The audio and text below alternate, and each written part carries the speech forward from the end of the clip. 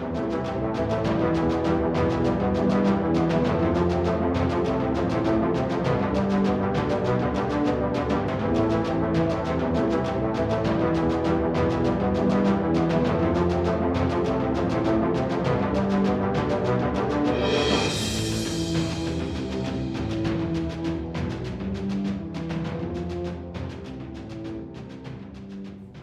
and well met, traveler. Welcome to the Tavern. Did you know this is the place where more than half of the greatest adventures in history have begun? But before those adventurers took their first steps, they watched and calculated who would join their party. Why, look over there. There's a mighty barbarian from the Frozen Lands. Strong, mighty, full of honor and wisdom. I happen to know that one. They go by Matt Rossi. And look over there to the right. That woman working away on her mechanical dog. She's cunning, witty, and I've seen her bounce more than her fair share of ne'er-do-wells out of here before I can even blink. I happen to know that she goes by the name Liz Harper. And me? Oh, my name's Joe Perez. And I'll be your tavern keep. Welcome to Tavern Watch. Welcome, folks, to the first episode of Tavern Watch. I am crazy excited for this. And as you heard in the intro, we are joined by Matt Rossi and Liz Harper. Matt, Liz, how you guys doing today? Apparently, I'm extremely mighty. I'm cool. I could use some might. I couldn't resist. I am also really excited to be here and be doing this. So, type. Yeah, so I think what we're going to do is, this is going to be very similar to some of the other podcasts that we've done, if you're familiar with some of our other work.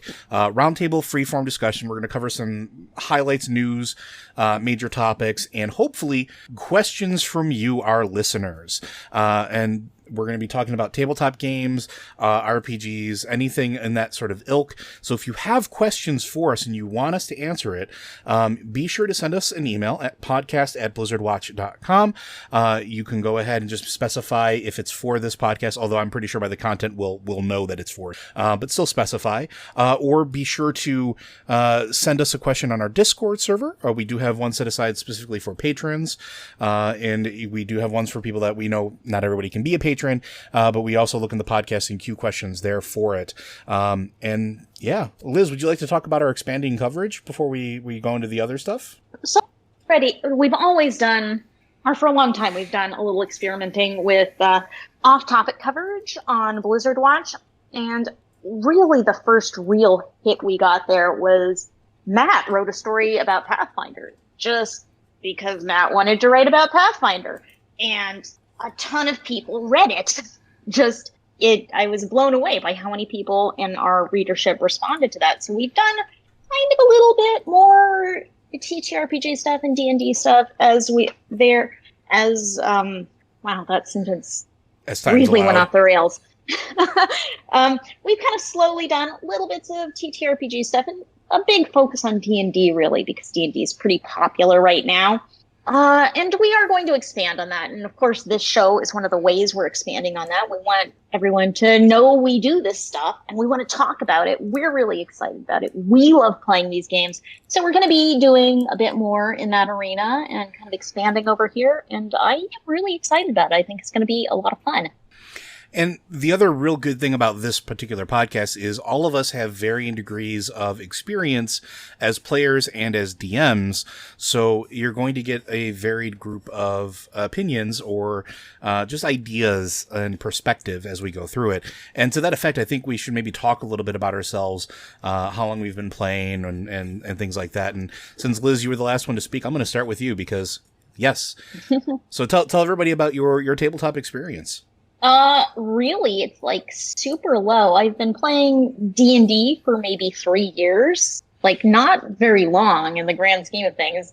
And I started DMing a game for some of my Blizzard Watch friends, just this year, not that many months ago, which was basically, I really wanted to play D&D and no one, we didn't have that one person who was going to DM. And I was like, okay, if I DM this, will y'all play?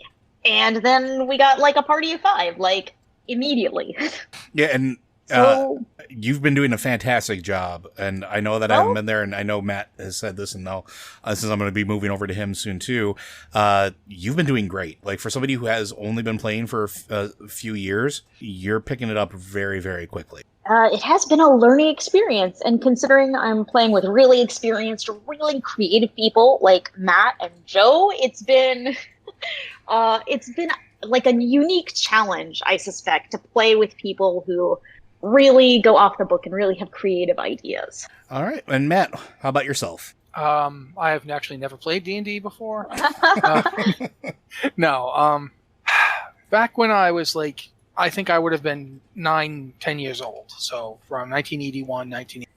My mother and I were in a store called Ann and Hope, which is a kind of department store in the Rhode Island, Massachusetts area. And they happened to have the purple box for basic Dungeons and Dragons, which if you guys, it had a cover by Errol Otis. It's the basic set.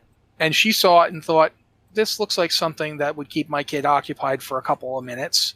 And I was the kind of kid who did things like, at one point, I decided to see if I could make a time machine by taking a friend of my family's watch, hooking it up to the battery charger we used to charge batteries for our tractor, and then the arc welder that we had, and like clamping the arc welder down on it to see what would happen. What happened was I blew up a transformer. So anything they could do to keep me occupied was a good idea. And so I was given this book. And I read through it. It actually was a box set with dice and a crayon to color in the dice. You had to do that back then.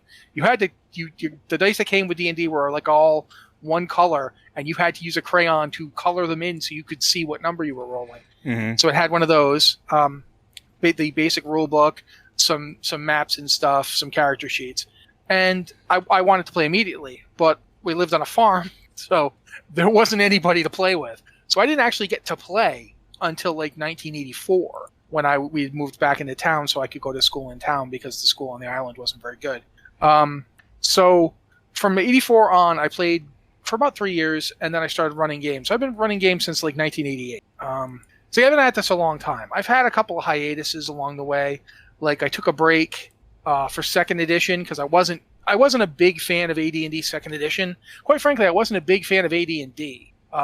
Because it was too complicated and had too many rules that were restricted. And I didn't like that. I didn't like, well, if you play a half-orc, you can only play these classes, and you can only have these stats. And I was like, this is dumb. What if I want to play a smart half-orc? What if I want to do something? So I played mostly the original version of Dungeons & Dragons, which had its own problems.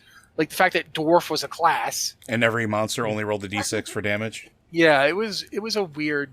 But when third edition came out, I really came back in like full. I basically came out of retirement. Although I had played AD&D, I played quite a bit of it, but I had retired right around the time that second edition came out because I wasn't super excited by it. Although there was stuff like the character kits, and my God, I'm talking just to get down to it. Played a lot in third edition. Played a lot when Pathfinder came out. Picked up fourth edition. At first, I really didn't like it. But as time has gone on, I think 4th edition is one of the better D&Ds, although it's better because it isn't really D&D.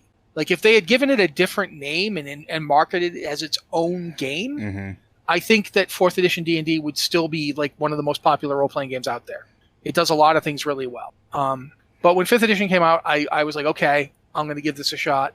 And yeah, I've been playing it pretty much ever since. I play a lot of other games as well. Like my bookshelves are completely crammed full of other games that I've run and played.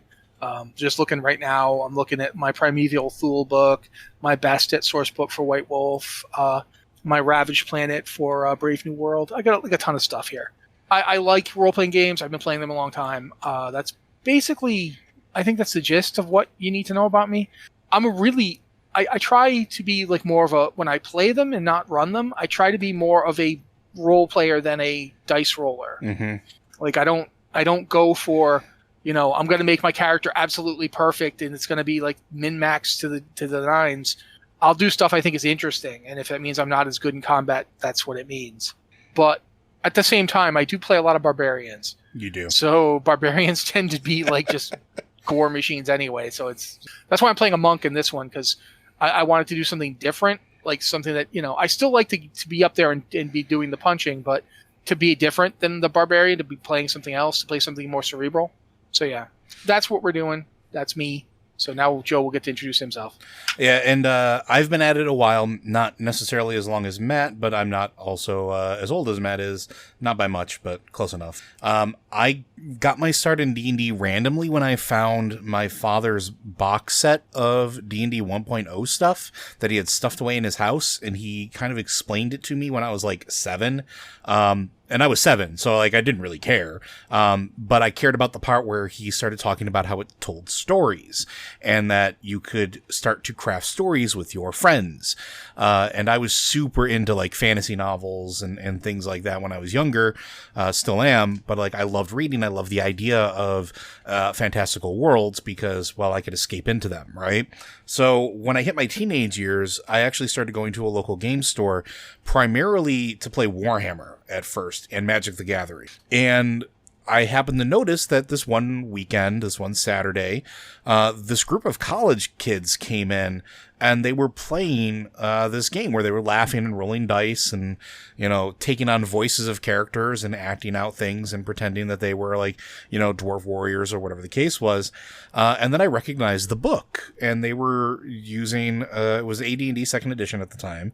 And I kept watching, and then eventually I just started showing up on the same days to sort of kind of get a feel for what they were doing, until one day the DM looked over to me, and I will never forget it because it was Dan Harms, who at the time was writing for Chaosium. He was doing Cthulhu stuff, and this was like his release thing was like, hey, do you want to play? And I was like, okay. And that was sort of the beginning of the end.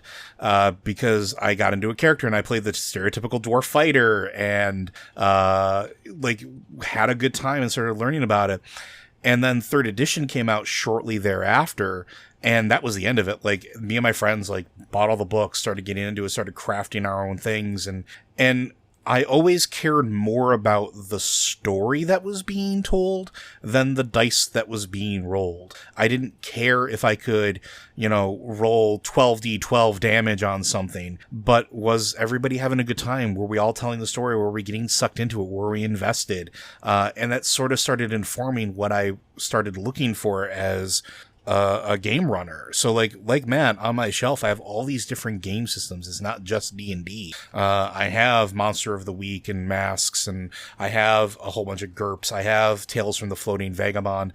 I have all these weird oddities because I just collected them. And I played them all, and they all had different things to offer, and they all had cool different ideas. And eventually it wound up, everything about them filtered into how I run my games now. And if you've been listening to our monthly campaign, where we're doing my game world of Otherworld, that's how Otherworld started. It was me deciding that player actions should have long-standing consequences in the game world, and that time can advance. And that's what I wanted to do personally. So even when I'm trying to, you know, be a player in a game, I try to approach it from how is my character interesting to the story? How does my character advance things along? And it just sort of kind of fell into place. So that's me in a nutshell. I like telling stories. So here's me in a nutshell. Let me out of this nutshell. That's a classic joke. But I think, and that sort of all of our perspective backgrounds is sort of why we wanted to do this podcast. We all have different views and different things that we bring to the table when we're running our games. Like playing in Matt's games, it's like a fever dream, and I absolutely adore it. Like, you don't know what's going to happen. I love playing in Liz's game because, like, Liz is getting that balance and cadence of like what it is to be a DM. And it's very cool to see sort of how different people approach it. And we thought it might be interesting for you guys to sort of have some of that perspective as well. And since he's not going to say it, Joe is very much a yes and DM. Oh yeah. He'll let you do whatever it is you want to do, and then he will show you what the consequences of you doing that are. So it is an interesting play style as well. But we think we should probably swing into talking about some of the stuff that's going on right now. Yeah, you know, who gets to go first? I think we should let Liz go first. So, I mean, do we want to talk about, and I'll let Liz make the decision. Do you want to talk about upcoming book releases?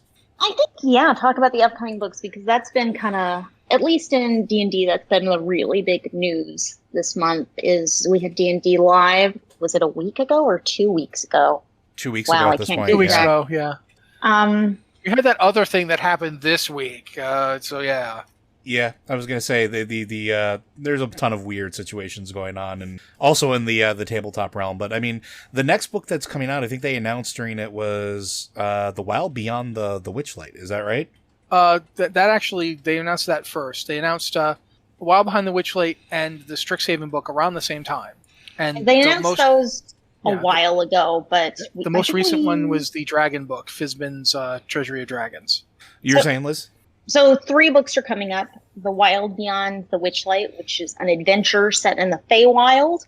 Fizban's Treasury of Dragons, which is a new source book that has all things dragon. And Strixhaven, A Curriculum of Chaos, which is another source book that's completely set in a new D&D world, a world that came from Magic the Gathering. And I know a lot of people are really hyped about that in particular. The Wild Beyond the Witchlight is coming out first on September 21st. And what is the Wild Beyond the Witchlight adventure going to be like? I think you have the most up-to-date knowledge on that one, Liz. I mean, I actually think Matt might, because he wrote the post about it. Oh, yeah. Okay, well, Matt, all right then. The Wild Beyond the Witchlight is a lot of things. First off, it's kind of an attempt to expand the way the path of the Feywild works, because it's the first Feywild adventure in 5th edition. Like, this is the first time. The Feywild and the Shadowfell are both concepts from 4th edition that have been brought forward. They haven't really done a Feywild book up to this point, so it's the first one for that.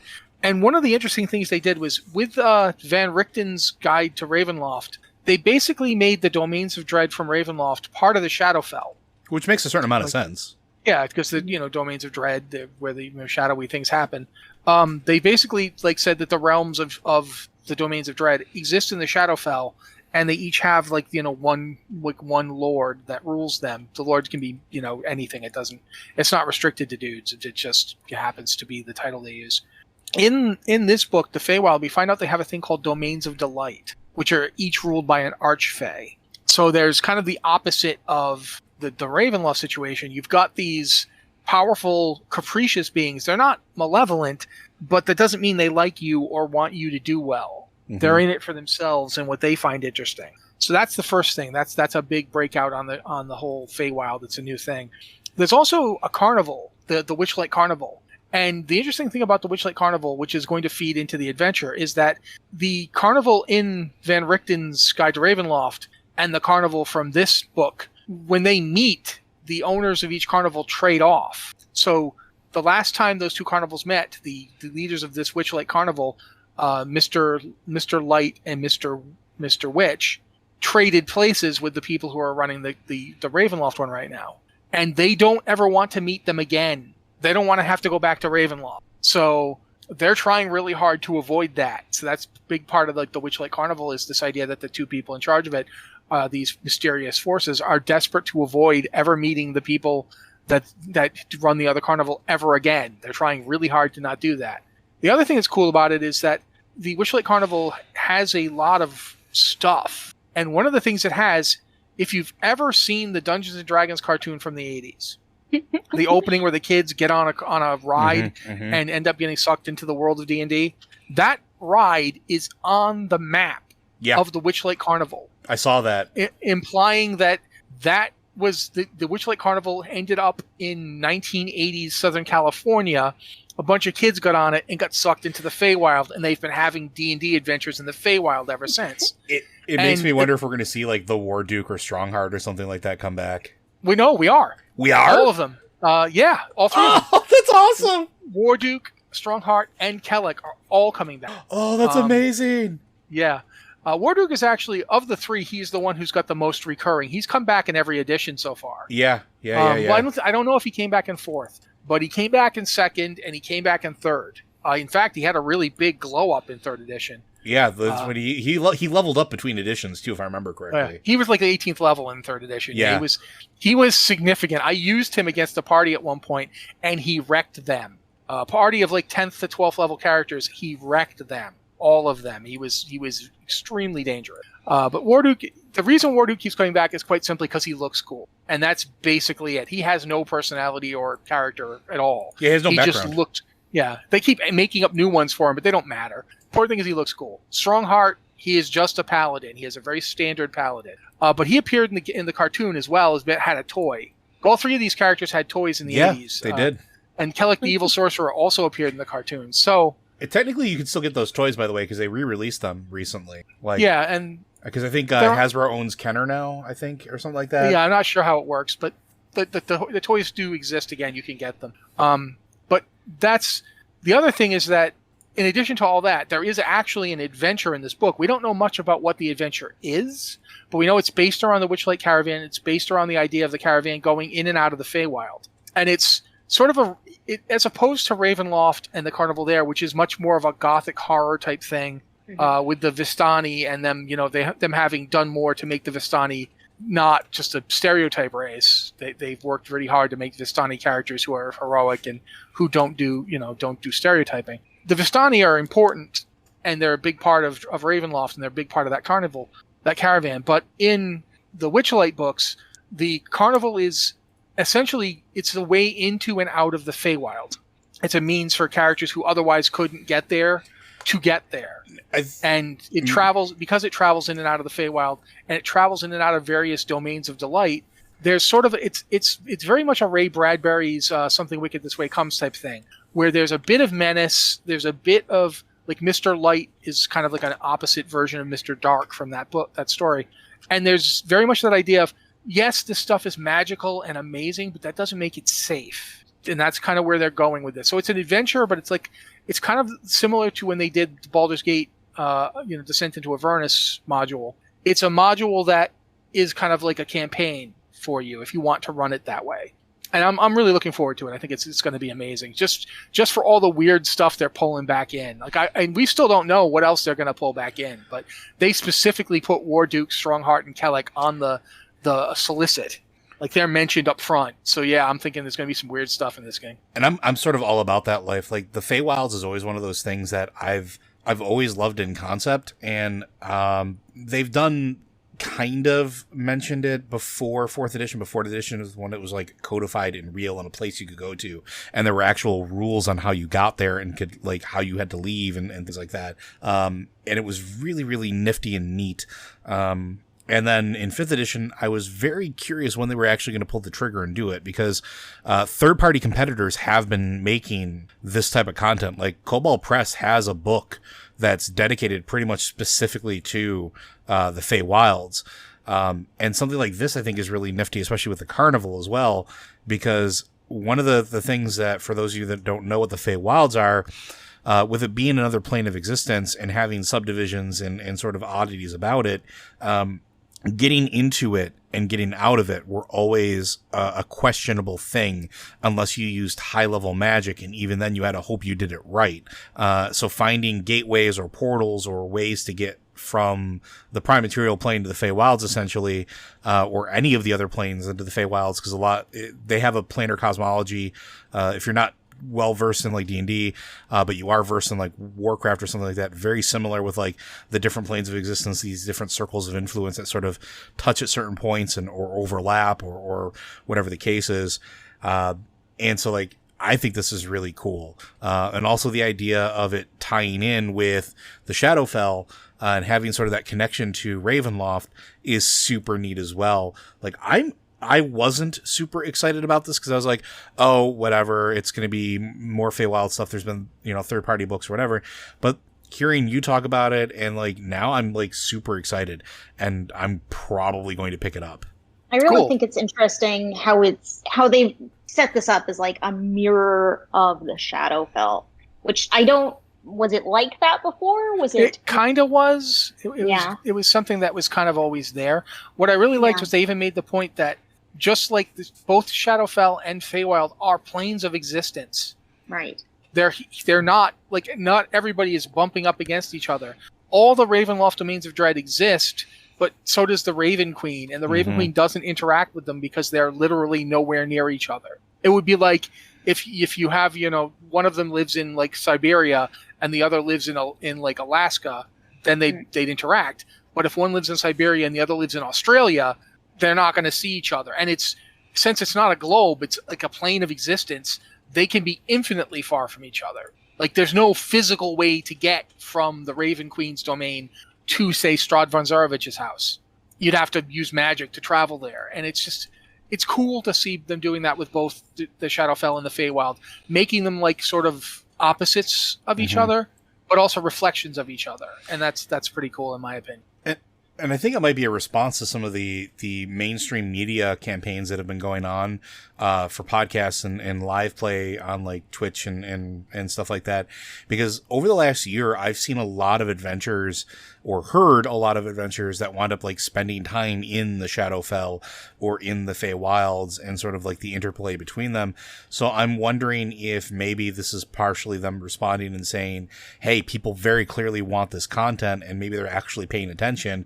And there you go. Like, and if that's the case, super thumbs up for me, because like those are areas that I would love to explore. The other book that we were talking about before, which is the one that comes after it, was the Fizban's Treasury of Dragons. And now, Liz, I remember you were kind of going very excitedly over a very specific monster that was previewed from that, I believe. Yeah, Fizban's Treasury of Dragons is coming out in October. And I was watching, they announced it at D&D Live, so this is pretty recent. And it just is, we don't know everything that's in it. We know gem dragons are coming back, but one of the things that they teased in the announcement, with just like a mention of it, is that there's a dragon horde mimic. So like a dragon horde that's also a mimic. So it's like, let's say you go in, you fight the dragon, you're like, whew, got rid of that guy. That was really hard fight. Now we get all this treasure. And the treasure's a mimic. The treasure's like a giant mimic. I mean, that would be glorious and terrible. I love it. Well, I mean, and it's such a ridiculous idea. But I love it because of that. Like, it's like, we just got done beating this ancient black dragon. Let's go touch its horde. Oh God, why is the horde eating me? That's if you're lucky enough that the horde stays still during the fight and doesn't like get hit by something and come up at you while you're trying to fight a dragon. Oh gosh. Which is like, oh no.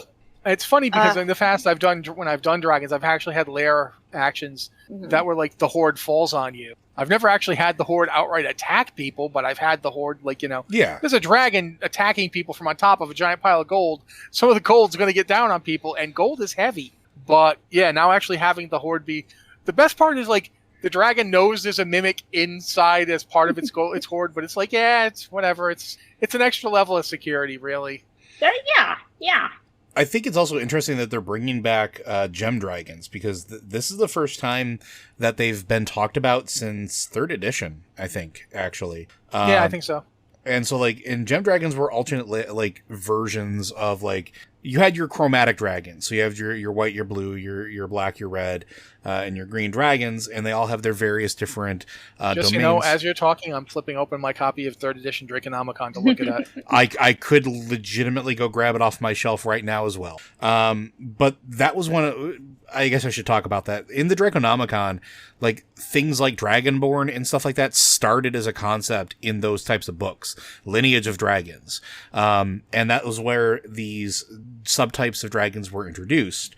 So you have, like, Amethyst Dragons, Emerald Dragons, Sapphire Dragons, Topaz Dragons, Crystal Dragons, Obsidian Dragons, and they have different types, including psionics.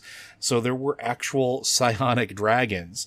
And the cool thing about this opens up the possibility of expanding that now to not just dragons, but dragonborn as well, as something that could be modified or adjusted to expand the type of dragons that they can claim lineage from. So I'm super excited for that, because that was always just so fun. Like, oh, is this a black dragon? Oh no, that's an obsidian dragon. That's bad. That's real bad. That's super bad. That's a psionic beast. Why is my brain melting? Like, it was just a lot of fun. And I like the idea of expanding upon that, because for a game called Dungeons and Dragons, there's been a surprisingly small amount of adventures that actually center around dragons since the Dragon Queen book.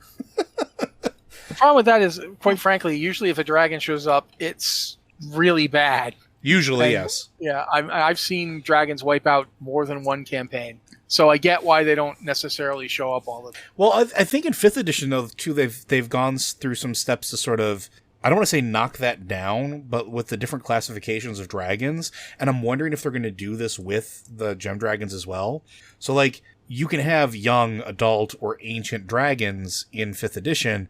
And yeah, but you had that in 3rd edition, too, and still, did. I remember young dragons still rocking people. But even then, the power level, I think, has been knocked down a little. Well, yeah, because 5th edition tends to be, like, they kind of very deliberately made 5th edition to kind of be, like, 5 to 15 from old D&D as the entire range in 5th edition. And there's still problems. Like, the first few levels of 5th edition are still pretty weak. And then once you get up to about 16th level and above, you're still getting ridiculous. But it is more balanced than 3rd edition was, I will admit. Yeah. So it's not going to be instant death, but I'm excited to see that. Was there anything else that they talked about with the preview from that, Liz? Any other creatures or anything else? I mean, they did talk about Mind Flayer dragons, which is going to be super interesting and really creepy, potentially. And one of the things they didn't really, well, at least I don't recall them talking about much when they announced it, was the new kinds of Dragonborn, which were recently part of an Unearthed Arcana. And so, yeah, you assume these things from the Unearthed Arcana are going to suddenly appear in this Treasury of Dragons book. And actually, they had an Unearthed Arcana that kind of hit on Feywild stuff, too, recently. Was that the one with rabbit folk and owl folk? Technically, the owl folk are appearing in the Strixhaven setting. Yeah, but they were in that Arcana Unearthed. I mean, the Unearthed Arcana. Yeah, they absolutely were. Both the rabbit folk are now called the Harengon as a joke. Here and gone. So the Harengon are going to be in the Feywild, and the Owlin, who are originally from Strixhaven in Magic the Gathering. They're going to be the owl folk that we saw are going to be the Owlin from that. So they're going to appear in Strixhaven. So yeah, they actually have been doing a lot of Unearthed Arcana for stuff from these books. Which I think is also good, because Unearthed Arcana, for those of you that don't know, that is sort of like the test ground for what they release.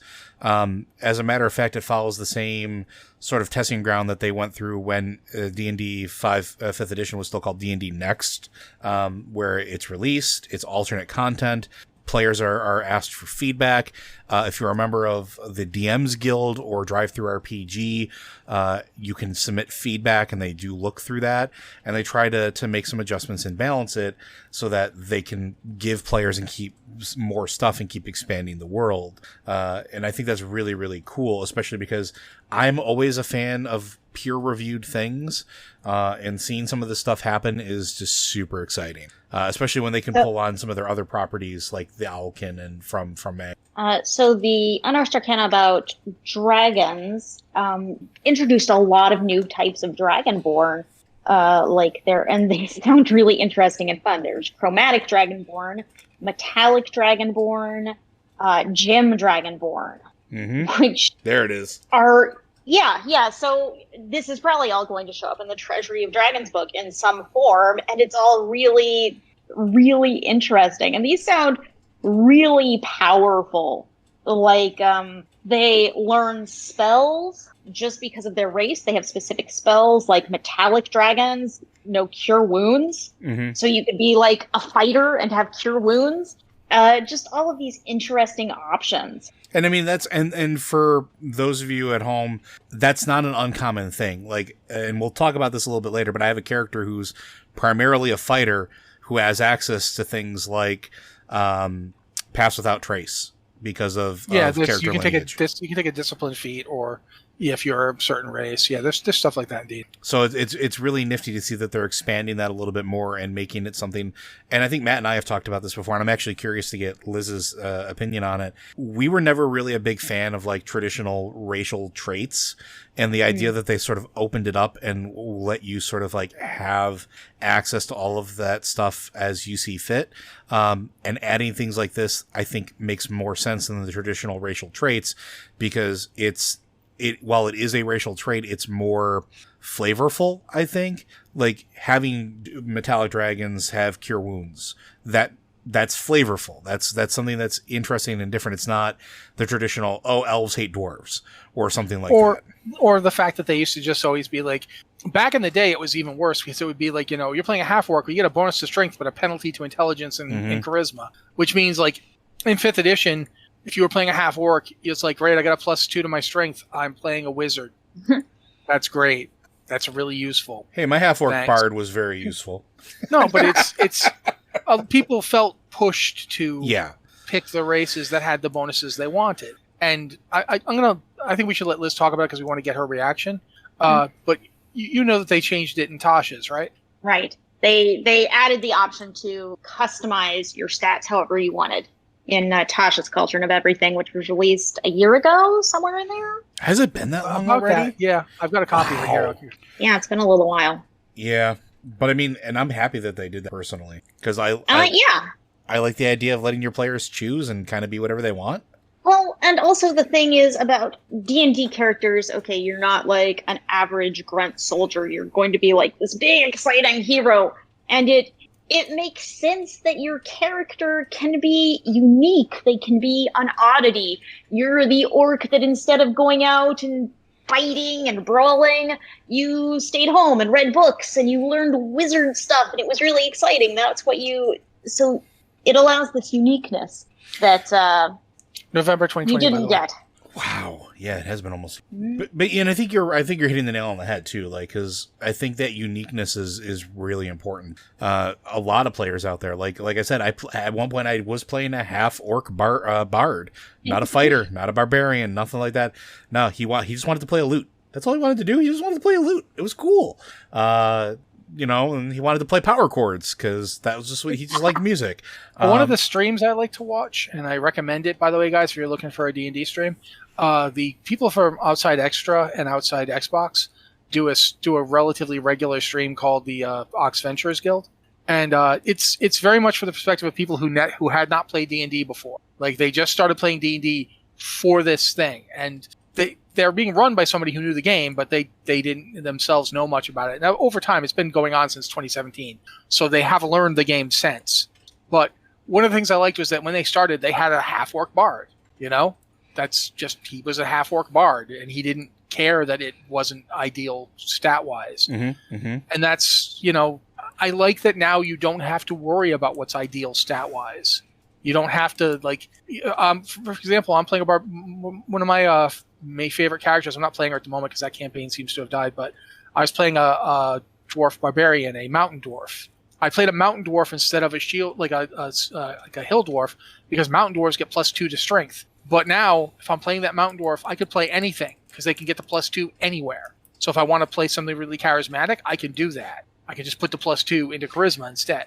And I think that's really cool. That is a good way to go with it. And then, of course, having like your special powers and stuff tied to your race, it gives you something that is, unique to them, but doesn't, make you not. No one's going to say, well, I have to play a metallic dragonborn fighter because I got to get Cure Wounds. Cure Wounds is nice to have, but fighters have a ton of stuff to heal themselves, and most fighters aren't going to think to heal other people. Yeah. So. Yeah, I'm pretty down for it. And I think the last book that they announced, which is going to be coming out on November 16th, is the D&D Strixhaven, A Curriculum of Chaos. I think I'm the one that's the most excited about that, but do you guys have anything you want to say on that before I go in? I'll take silence as consent. Yeah, go for it. This was... it's kind of a magic school, right? And I was kind of like, magic school, whatever. It is a magic school, but it's not a magic school in the sense of like what you think it is. This is Magic College, and it's ramped up to 11.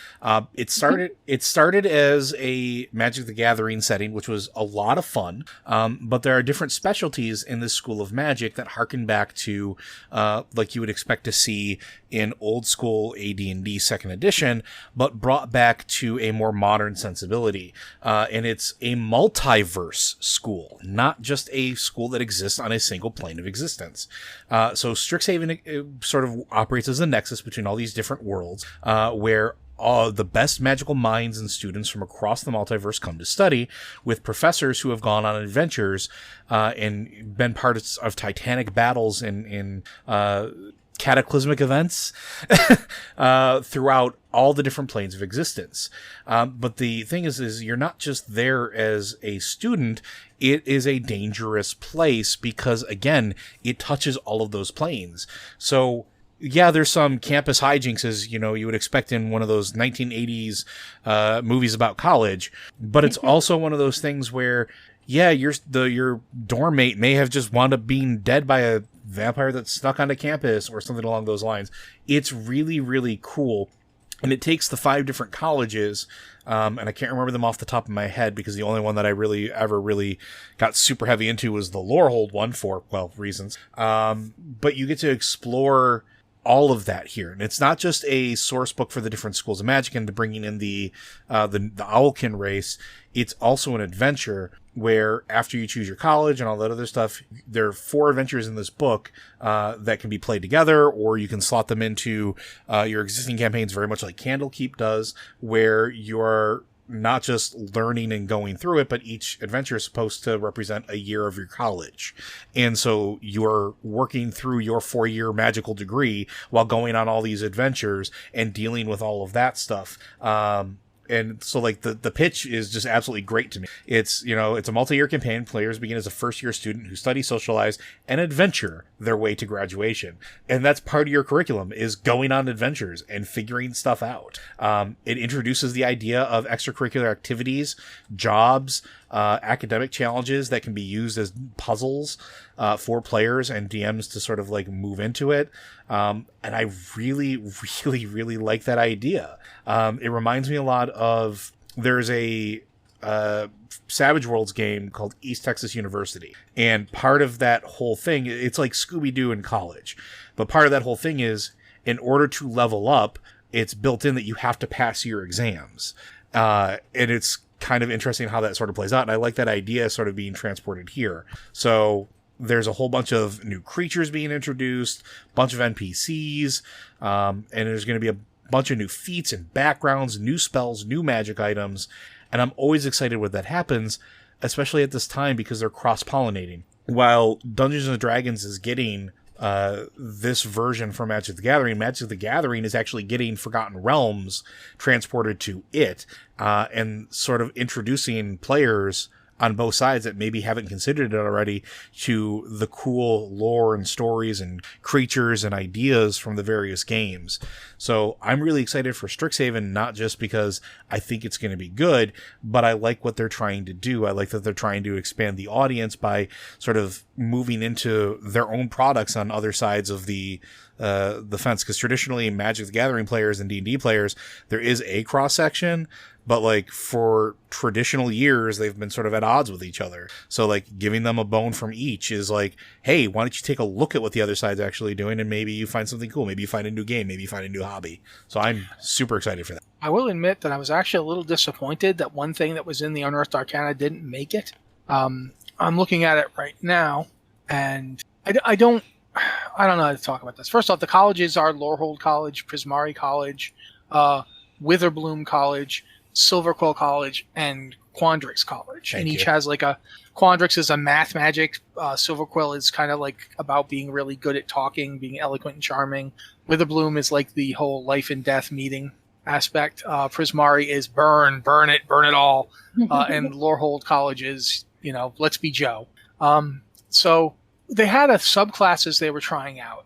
Liz and I had talked about this at length. They were basically what you could call multi-class subclasses, where instead of a subclass that's specific to a class, you could be in like Lorehold College if you were a bard or a wizard, and that way you could basically, it was bard, warlock, and wizard could be in Lorehold. And then another one was like wizard, sorcerer, and warlock, and another would be bard, sorcerer, wizard, and what have you. And not to do this, and I get why they decided not to do it, because a lot of people reacted to this like, well, this isn't very, like, subclasses should feel like they're part of the class, not just anybody can be in this thing.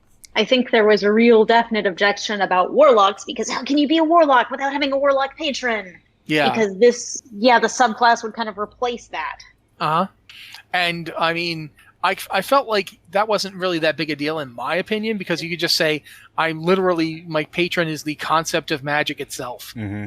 You know, I'm directly, I made a deal with magic. And, and if you can make a deal with all these other weird things, why not magic? Yeah. But a lot of Warlock players seemed really like, that's not a Warlock. And okay, I don't agree with you, but I get what you're saying. And I think that Wizards were like, well, people who play Warlocks don't want this, and if we're not going to do it, then what are we going to do instead?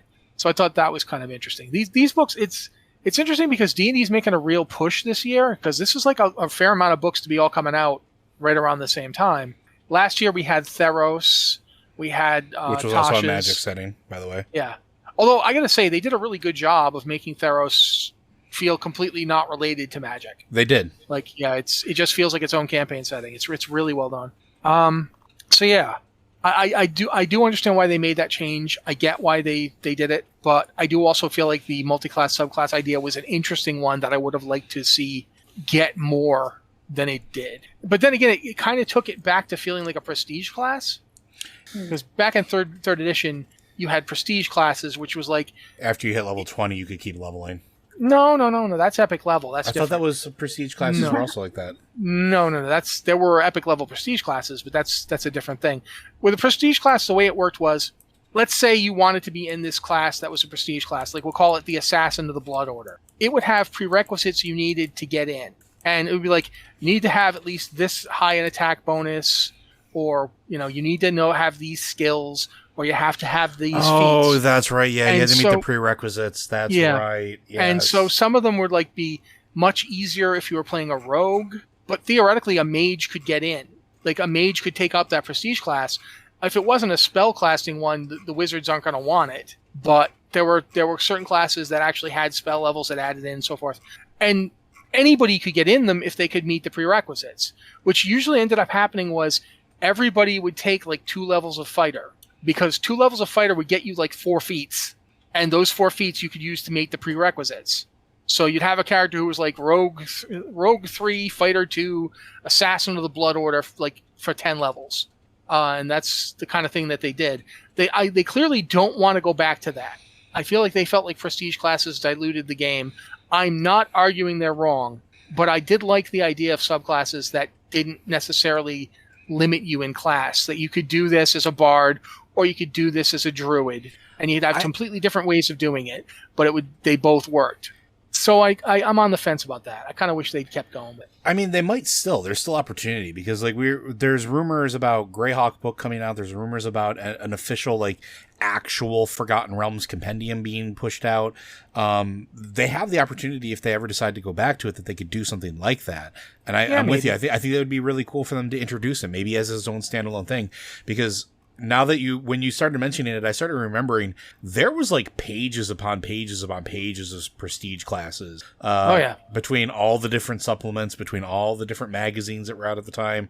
Oh yeah, there were too many. Flat out, I'll say it. There were way too many. Yeah. But yeah, I don't know. I'm excited for the content that's coming out, because I'm always here for more content. I'm always here for more D&D and for more settings to be released and more information, because I think it makes it easier for players to find something they like, and find groups that they like, or DMs to find a game that they like, or content that they want to pilfer, or whatever the case is.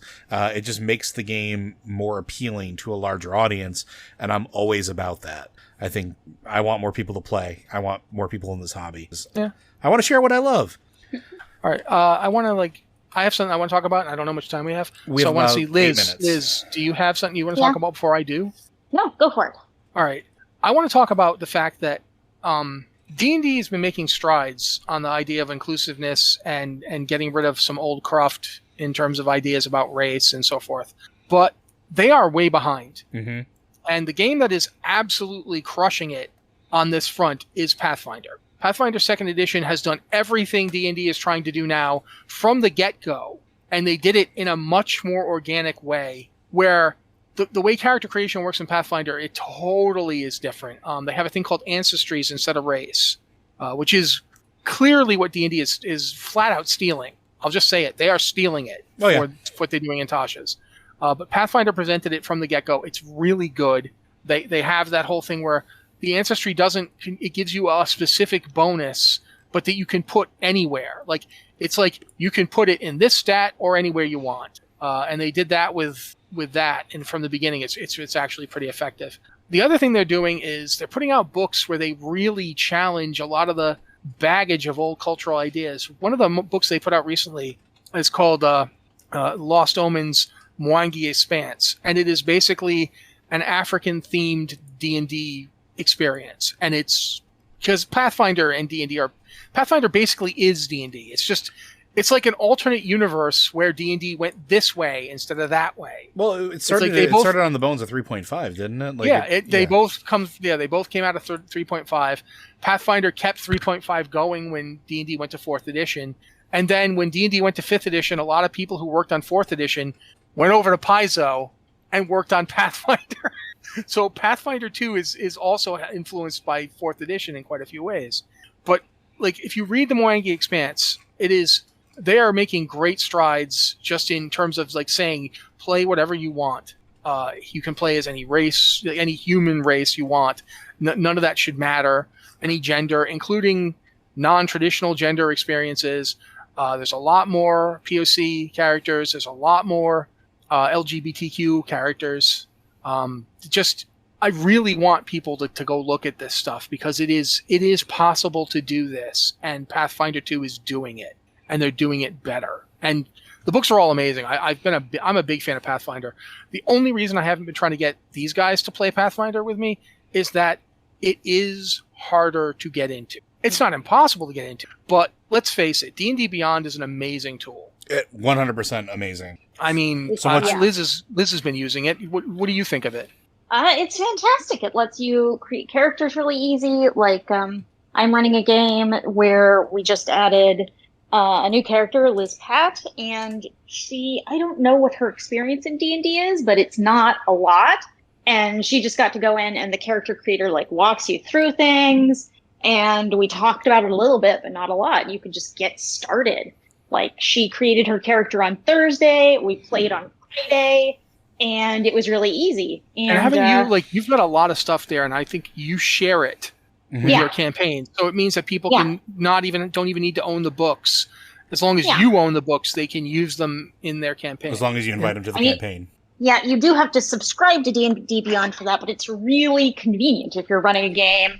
Or I do the same with our Blizzard Watch games, so everyone in the campaign can see the book and use the options in the book in this kind of automated system. Mm-hmm. And I've also used their encounter generator, which is like, instead of going through like 5 books, having 5 books out of monsters, I can search a list of monsters and I can say, okay, I want beasts, I want this challenge rating, I want this size, and I can just pick them out and put them on a list. And when it comes to fighting, I have a list of characters in the encounter and a list of NPCs in the encounter. And you just plug in the initiatives and it will go through it and track health and all of these things. And it just makes it a lot easier. Just really simple to jump in with little or no experience and just play. So that's the one thing I would love. I mean, I think it's hard because I don't think Paizo is a much smaller company. Let's be upfront. Mm-hmm. They're big for a TTRPG company.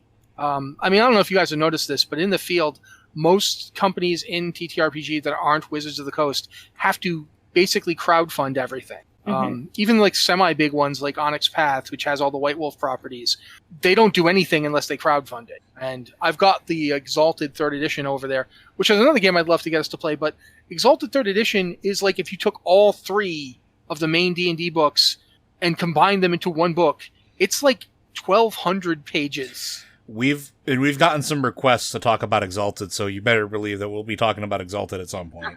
But it is enormous. It is very hard for me to tell a group, okay, we're going to play Exalted, which is why I'm happy they're doing the Exalted Essence book, which is much like a stripped down version. And I think more games should do that, quite frankly. I would Both agree. D&D and Pathfinder have beginners boxes, so that's cool. But it's still a lot. Yeah, it is still a lot. But that's, I just wanted to say that in terms of diversity and inclusiveness, the hobby needs to get better. At some point, I really want to talk about the combat wheelchair, but I think we're kind of at the point where we should wrap it up. Yeah. And, otherwise, we're getting there. Before I get into the outro, I do want to thank the folks that have sent us questions. We will be answering them. This has just happened to be a lot of stuff to talk about, and we're very happy to do so. It's a get to you. We wanted you to get to know us too. Absolutely. And why you should listen to us. And I can tell you right now that the first question I'm going to ask next week is why you should consider getting into a tabletop RPG, because I think that's a good topic. So I do want to thank everybody for tuning in. Blizzard Watch is made possible due to the generous contributions at patreon.com/BlizzardWatch. Your continued support means this podcast lighting community is able to thrive and grow. Blizzard Watch supporters enjoy exclusive benefits like early access to our podcast, better chance at having our question answered on the podcast or the queue, and an ads-free site experience. And again, if you do have questions for this cast or any of our podcasts, be sure to send them into podcast@blizzardwatch.com or one of our various Discord channels. Matt, Liz, any parting thoughts for our audience? We'll start with Matt.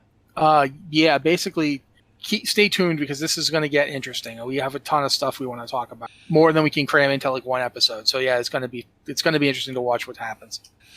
Liz? So I do want to say this is going to be a once a month podcast, at least for now. I'd really like to do it more, but we're going to be here once a month, and we're going to alternate with our play podcasts, and they're both going to be on Saturday afternoons at this time, so this is when you should tune in. But yeah, I'm really excited to be expanding our TTRPG content over here. And not to be constantly shilling, but if this is something that you want to hear more of, you want us to see us expand our coverage, maybe consider tossing something our way over on Patreon, because that is how we fund this and make this happen. But with that, folks, I want to thank you very much for joining us on our first episode of Tavern Watch, and we'll see you next month.